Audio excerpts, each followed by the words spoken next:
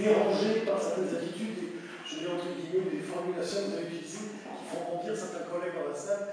Il faut gendarmer le vocabulaire qu'on emploie. C'était peut-être pour le bon, qui est simplement pour la forme. Ça n'est pas des formalismes ici. Alors, votre remarque, en fait, moi j'ai pas beaucoup de commentaires à faire, elle rejoint ce qu'avait dit la dame tout à l'heure, qui avait posé la première question, je crois, une des premières questions. Et elle rejoint aussi la question, en effet, du statut de la femme et de l'image de la femme.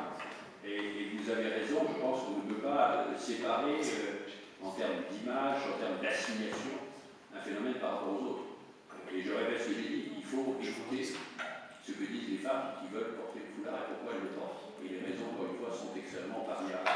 Et je crois aussi, pour rejoindre rapidement votre remarque, votre deuxième remarque, qu'on a une tendance dans le débat autour de la laïcité, ou en général autour de la France, d'essentialiser l'islam. On parle de l'islam en général, et ça renforce le sentiment de l'opéra entre la charia appliquée dans le pays, Daesh, le terrorisme, les comportements, le port du foulard, etc. etc. Et donc, bon, j'ai un argument qui est un peu caricatural, mais qui peut conduire à faire réfléchir. Si vous voulez interdire le foulard tout le temps partout, alors vous devez interdire à Latifa Mziaten, dont le fils a été tué par Mera, soldat français musulman, d'aller dans les collèges et les lycées avec son foulard pour expliquer ce que c'est que la laïcité, ce que c'est que la fraternité.